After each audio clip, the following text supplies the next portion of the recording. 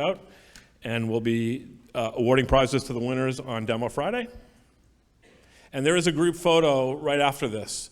And we're going to go out here, and there's a white tent over on the side, so follow the directions right when we're done after Lee's done. And as we have traditionally now started to do, once the whole group photo is done, and this is a handsome group, so it's going to be a very good photo, we know that, the steering committee. So if you're any member of the steering committee should stay afterwards, and we'd like to take a picture of all the steering committee members, okay? Okay, pretty straightforward, right? Okay. So I'd like to introduce the CEO of Linaro, Lee Gong. Please welcome.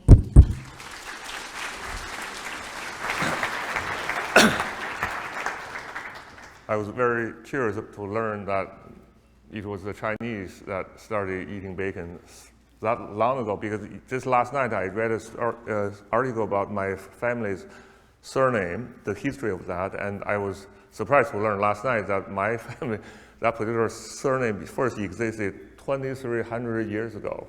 So my ancestors must have been eating some of those Chinese bacons, but I did not grow up with bacons in the 60s, 70s. So that's an interesting. You don't look that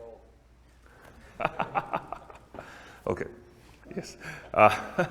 Good. So welcome to this nice place, and as Joe was saying, we look for a very busy week, but very nice week with hopefully better breakfast tomorrow and nice food all around. I also want to repeat that Linaro is not a very commercial operation, so we certainly appreciate all the sponsors. I want to start by giving you an update, just a quick update on where Linaro is in terms of the company. So if you recall, especially if you went to Connect last time, at the start of the year, we had, we ran into a little financial turbulence, and so we made some changes to the company, and I'm happy to report that if you fast forward to today, and by the way, our fiscal year ends the end of this month, so we are literally in the final week of our fiscal year. And so we are meeting the financial goals that we have set earlier this year. So of course, that's subject to accounting and final audit, but we're very happy that we have made that particular goal. And apart from financial, we are also making lots of changes in terms of work that we are actually doing, because the industry that we are in has been changing, right? So individual companies have been evolving with their requirements. So what they're interested in today are very different from what they were interested in 5 years ago. And also there are many new players coming into this segment, right? For example, if you roll back the clock to the 70s, to the 80s, SoC vendors were driving everything, right? Now you have operating system people, you have the cloud players, and they are playing an increasingly important role in terms of determining what sort of a silicon is more appropriate for their purposes, right? So we really need to consider the bigger picture. So I will return to this subject slightly later in my own talk, right here. The other major event that happened since our last Connect was the was that Huawei has been put on the so-called entity list by the US government. And that's impacting our industry as a whole, and certainly impacting Linaro in many ways. I want to spend a few minutes really talking through this situation, because there has been lots of confusion, lots of misconception of how we see the situation, how we responded to it, and where we go from here, right? So I want to, for people who are really experts in this field, I'm going to bore you for the next couple of minutes, but hopefully I can explain what's happening. So this event unfolded in stages, right? So the initial phase is, I actually remember, so I was actually in Beijing, visiting potential members, and it was a day before I was flying back to the Bay Area, sitting there having a coffee meeting with people, and then somebody said, there's US sanctions against Huawei. I said, oh, that's nothing, because the day before there was a sanction saying the US government wasn't buying Huawei equipment. And I thought, okay, that's not news, right? So that has been happening. No, the guy said, no, it's a new one.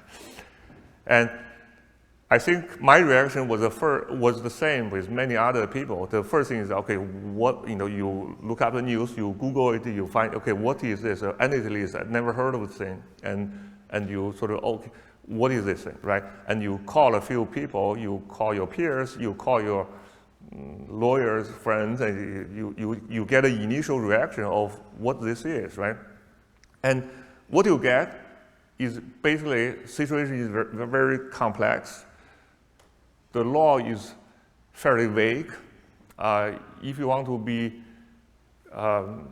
if you want to stay on the right side of the law, you better be careful, right? So basically, we decided, okay, first let's pause any interaction. Let's do some more consultation, talk to more lawyers, talk to more peers, and figure out what the situation is, right? So that's, I think, the first reaction to the situation. As we learn more, we start to decide what's the right thing to do, what's not possible, and then you have more conversations and you get into this loop. And we're still in this loop today because A, the situation keeps changing, external situation keeps changing. B, people get more, different interpretation of what the law is, and the U.S. government also is involved in interpreting some specific rules of operations, right? So we're still in this loop. What I want to emphasize is that in no way that there's any hostility towards Huawei from our side, right? Or from member companies that, as far as I could see, right? People are very calmly dealing with the situation that mostly are not familiar with, right? 6 months ago, nobody really, I think most of the people here didn't pay attention, didn't really know what the rules are, right? Now we are fast becoming expert. But anyway, so that's the first phase. And so what's the current status? So after so many loops, where we are today, right? So we have reached a few understandings. Number one is that it's okay to engage with Huawei on non-technical matters. For example, Huawei still sits on the Linaro board. We could have business discussions. We could have engagement model discussions. We can talk about strategy. We can talk about stuff, right? But technology transfer discussion is a separate thing. So we can have general engagement. And secondly, it's okay to engage in activities that benefit Huawei financially or otherwise, either directly or indirectly. For example, it's okay to test Huawei equipment, run stuff, fix bugs that make the Huawei equipment work better, as long as you follow the export rules and you don't directly transfer technology to Huawei, right? And also, this company called FutureWay is the US subsidiary of Huawei, which is not on the entity list, and it's just like another US company that has to be compliant with all the export rules that we can fully engage, we can fully engage with Huawei, with FutureWay. And FutureWay has also provided written explanation of what their thinking is and how they are complying with the US rules, right?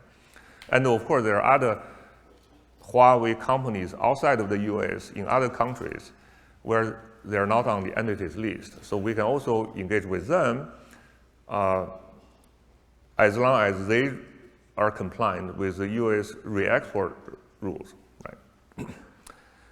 Having said that, there are complications because Linaro is not only just a company in itself. Linaro is a member organization, so what we could do is also subject to what each individual member companies might decide, what their best practice is, right? So So for example, we could say, okay, it's okay for, in general, to engage with future employees.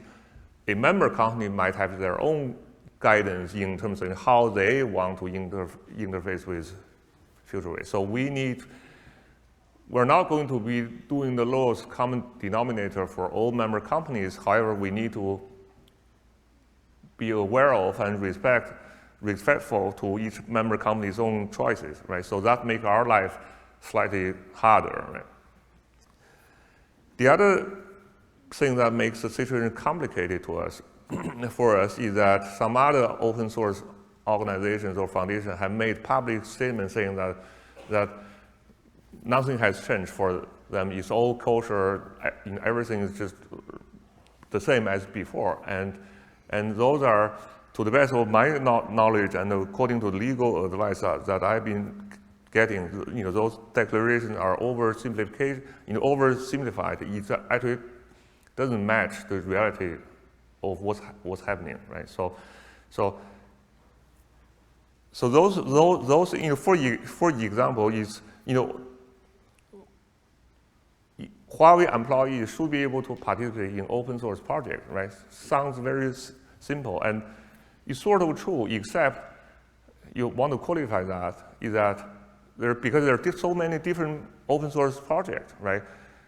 It's not, you can't just label something, say open, and therefore you can actually do it. It all depends on how you conduct that open source project, right? So if everything is conducted in the open, meaning that all discussion is in the open, published, all exchanges are published, all the code review, whatever is happening in the public forums, then yes, it's completely open participation. But if you have closed-door meetings where it's member-only meetings, then it becomes vague, because is that private discussion that you have just had in the members' meeting, or is it intended to be published later, right?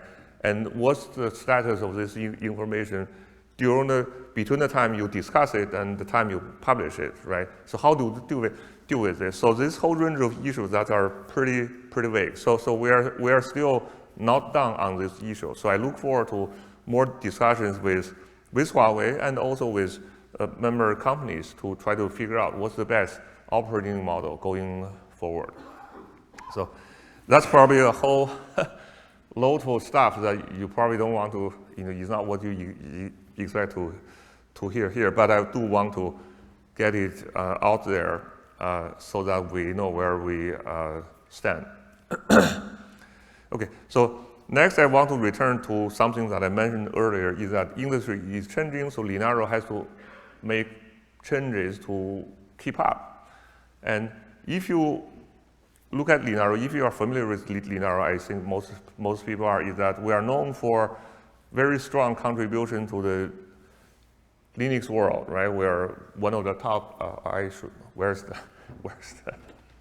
yes, I should, okay. So I'm not going through those data, but 8,000 gallons of coffee consumed at Connect. That's quite a bit of coffee. And how many gallons per person? That's a big number. But if you look at this, right? So those are the things that we're known for. We're very, very strong, right? And we will keep doing those, right? That's not a question. The question is, many of our member companies have now evolving requirements that go beyond what this is, right? For example, if you look at the ARM server space or HPC or supercomputing space, right? If you try to make this server stack competitive with the x86 stack, then you can't just say, I have a good kernel, I have good firmware, or I have good tools, or the same tools run there, right? You really have to have the entire stack ready, because a cloud or an infrastructure provider cannot deploy competitively unless the entire stack is lined up with high quality software, right? So also, for example, if you look at Windows on ARM, right? Microsoft is doing Windows on ARM laptop. I just bought the newest Huawei laptop, the eMate 20 or something, 5,000 RMB. You can buy it in China. I don't think you can buy it here. The latest generation of Qualcomm chipset, very long battery life, Office included, and you don't need a charger for the entire day, right? And it's mobile. You put in your SIM card, is always on. So, and Windows laptop and Windows on servers, those are important for the ARM ecosystem, right? And in fact,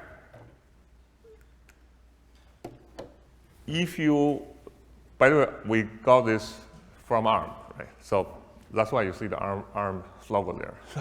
So if you look at the ARM ecosystem, it's much larger than Linux or kernel or open source or tools, right? So what we want to do is that we want to expand our scope. While we keep doing the traditional work that we're strong at, right? Linux kernel, tools, and all the stuff, security stuff. We also want to, we want to go up the stack. We want to be able to help companies where they require to work on higher levels of software that will make their product competitive. Secondly, we want to go beyond just the Linux OS, right? Because if you look at the ARM ecosystem, from embedded, you have the embed, right? You have Windows, you have a whole range of other operating systems that are also very important to ARM and to some of our member companies. So the second thing we want to do is to go beyond just the Linux world, right? And out of this, you have probably realized that what I'm describing is also that we are going to not limit ourselves to purely open source software. Because if you look at any member company who is deploying product, it's quite often it's going to be a combination of open source or non-open source product. So we don't want to limit ourselves religiously, saying that we only work on open source. We are here to help accelerate product development for our member companies for the entire ARM ecosystem. So we want to go where our member companies go, right? So the reason I'm saying all of this is to convey the notion and to let people know that we are ready to move beyond the traditional field. So we really want to open up our engagement with member companies and then bring in new members where we can engage with them on all the other stuff that's happening, very, very exciting beyond the traditional work. So I welcome more discussion there. Since we started going down this path a few months ago, we have gotten fairly good positive feedback from the member companies that we have been engaged with in these discussions. Most of those discussions take some time to come through the process. So there are not much announcements that I can make today to tell you publicly. But what I can say is that we have made lots of progress. So you should expect lots of exciting stuff to be announced, to happen, to show up in the coming weeks or months. Right? While I was at APM, I don't know how many people were here were at the ARM partners meeting back in August. That meeting was held under NDA, so I can't really repeat exactly what was discussed. But I guess I can safely say that Simon Segars, the CEO of ARM, during his keynote, announced a major architectural initiative where Linaro is going to be working together with ARM and alongside a few very heavy industry hitters in our industry to make that happen, right? So, and tomorrow, Deepak Patel, the president of the IoT Services Group, which has Embed and Pelion and Summer product. He's going to keynote tomorrow. So I'm very eager to hear, to look forward to hearing what he has to offer. And we have a few other things cooking, so I hope that by the next Connect, I will be able to share with you more details of the kind of things that we are going to do following this strategy.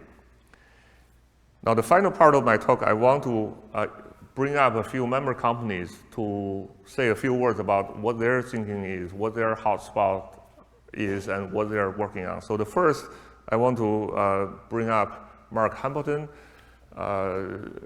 Mark doesn't need introduction here at Connect, but for the few people who don't know Mark is the Vice President of Open Source Software at ARM, has been a very active Linaro participant for many years, and is currently also the chair of the board of Linaro.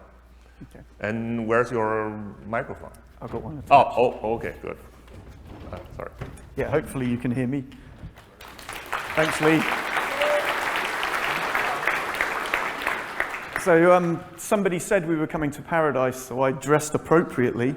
I thought, occasionally when I do keynotes, they get me to stand on stage in suits and things. And Dave, thank you. Yes, thank you, Ian. Dave has been reminding me of this all morning, so I figured I would dress appropriately for the location. I actually thought I'd stand up here and see if I could do this whole talk using quotes from Green Day. So welcome to paradise, we'll start with that one. So, as Lee said, I've been involved with Linaro for quite some time now. I think my first Connect was Copenhagen, November 2012. The second one was actually Hong Kong, Gold Coast in March 2013, where we brought Broadcom in as club members. And so I think my first day as a club member was actually starting to join all the steering committees. So I'm kind of going through what some of the people that are about to come on stage are just about to experience back in 2013. So Linaro's changed a whole bunch since then. I'm obviously not at Broadcom anymore. I have the privilege of leading the open source software group in ARM.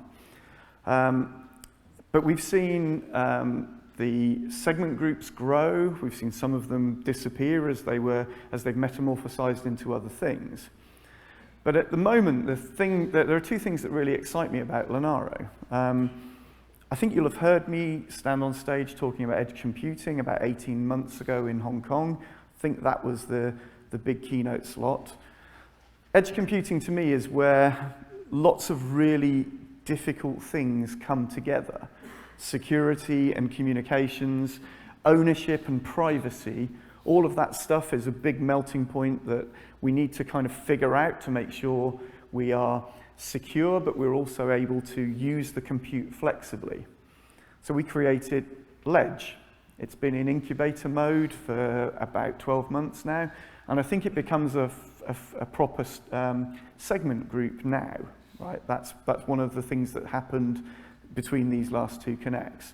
So for me, that's huge, because this is a big growth area for ARM technology and for Linaro, and getting that right is really important. But at the board meeting in July, the board also asked Linaro to form an automotive group. Now, lots of people, when you say automotive, they immediately jump to thinking about autonomous drive. And yes, that's important. In a few years' time, autonomous drive will be the big thing that everybody is talking about. We won't be driving anymore, the cars will be driving ourselves, and the world will be a safer and better place. I believe that. At some point that will happen. I honestly would be happy never to drive a car ever again already. I'm bored with it. I live in Surrey in the southeast of England, and it's gridlock. I would much rather just sit and watch the TV rather than watch the back of the BMW in front of me, or any other vehicle, but there's a lot of those. So it's particularly exciting for this Connect because we've got we're actually kicking off an automotive working group where we're focusing on the automotive technologies that are needed now. There's a bunch of stuff that's interesting to member companies that are necessary for the ADAS technologies that are being fitted into cars now. But there's also the next question, right?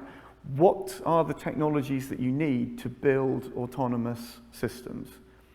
And I don't think anybody really knows the answer to that. And so why don't we start talking about it? So to me, automotive has this big component which is now, which is real engineering that we can work on now. I keep saying now, because there is a big now component. But then there's this how do we get companies together to talk about what the engineering challenges are for next? So that's it. That's what's exciting me at the moment. It's those new challenges. And I think that's it from me. Okay? Thank you.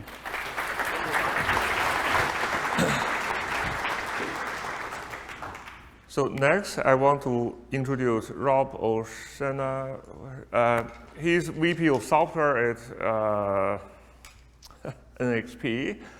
And NXP has just become the newest club member here. So welcome on stage and tell us more about NXP and what do you think. Thanks, Lynn. It's Joe, you have the mic? I'm not wired. That's all right, thank you. Thank you, all right. Okay, so yeah, it's good to be here. If I look familiar, it's because I do come to Connect quite often. We've been a member of Linaro for quite some time. Back when I was at Freescale, we actually were a founding member of Linaro, so it's something that we actually have been involved in quite some time. But back in those days, things were simpler. Like at Freescale, we were really interested in networking, so we participated in the networking group. But as things changed, we started contributing more or participating more. IoT became very big and edge computing, so we're doing a lot now with Kumar's group and Light. And then things continue to change. New verticals have emerged. And so we're participating more in the consumer group as well. You heard Mark just talk about automotive and the things going on there. Machine learning is becoming really big. And in NXP, we've merged a bunch of technologies across the different businesses, at least on the software side. And so now is really the right time to really leverage Linaro even more than we have in the past. And so that's really why we've become a club member. Looking forward to participating in these additional groups. Again, things are moving very rapidly. Open source is a very strategic part of our business. In fact, my boss is talking to our CEO tomorrow, and one of the key software messages will be telling the board is that open source is a fundamental part of our whole strategy. So it's good to be part of this in an increasing level. And Joe Bates has promised that at the club level, I will bring home the bacon, right, Joe? So I'm going to bring home the bacon. And Mark, I'm dressed for paradise too, just in a different context. So anyway, thanks a lot, everybody. Thank you. Lots of bacon. So finally, I want to bring up Thomas Everson, who is the CTO of embedded software at Xilinx. And he's coming up to talk about OpenAMP, which has just become a part of Linaro. So, okay. Yeah, thank you. Can you switch the slide? Yeah. So really happy to be here for our relaunch of OpenAMP. You might think, wait a minute, haven't that guy talked about OpenAMP for some time now? But now we have a logo, and that's a big thing, right? And speaking of that logo, for the nerds out there, we actually spent some time doing that. So in the OpenAMP, you can see the connection between the heterogeneous P's, the lowercase p, so that's our two processors being connected. So that's what we spend our time doing in our little group. No, but really now we relaunched it as a Linaro community project, and it's an independent project, and we work on open source, of course, around heterogeneous computing in embedded, so anything from messaging from lifecycle management. Now we go into configuration and things like that, working with devicetree.org on the system device trees. So it's sort of a mix of an open source project. We're trying to standardize various things so you can plug and play different operating systems. And one of the big things is that we have RTOS vendors that are participating. So we have some of the founding members like Wind River and Mentor, but we also have a bunch of other RTOS vendors that are on a regular basis part of the meetings as well. We do have these 7 founding companies here, but we also have a couple of other semi-vendors that just didn't make it through the legal department here. So in the next few days or weeks here, we're actually going to add to that list as well. So anyone else who is interested in all the nitty-gritty and interesting stuff on how we standardize, how we can make it easier to use different kinds of processors, please join us. Thank you. Thank you. So I want to just spend a couple of more minutes continuing this thread. And if I can go back one slide, so you look at this slide. This is a list of the community project that we have at Linaro. What I want to say is that we love this sort of project, and we love to host them for you, right? So trustedfirmware.org moved into Linaro earlier this year, and just this week, Opti has been merged or donated or whatever word you want to use into that project. The reason we like to host this is not because we have lots of free time, we have nothing to do. It's because beyond serving our existing members, we also want to have a wider reach into the industry, into the ARM ecosystem, where we can help. Sorry, where's the other slide? Sorry, can we bring up the OpenM slide? Sorry for. I thought it's in the sequence.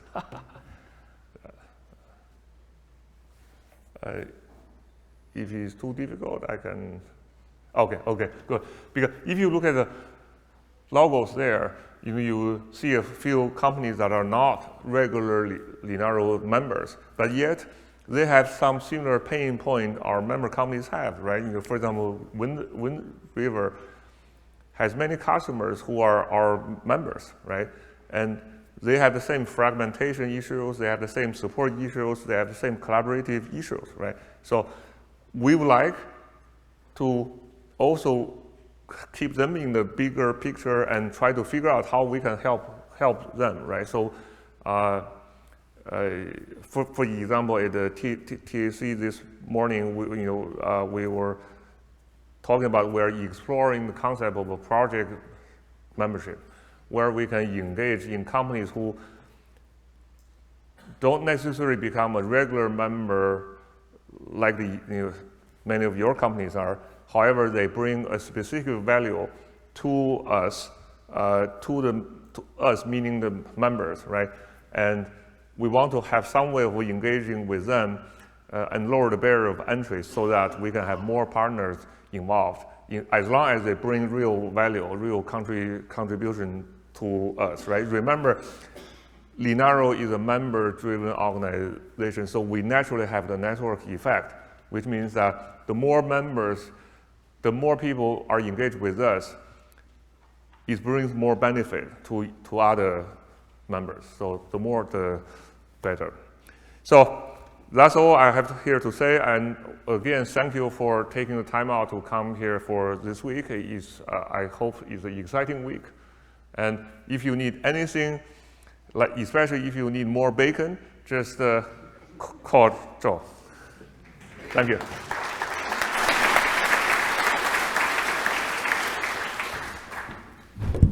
Okay, so we're going to go out and take the group photo, follow everybody through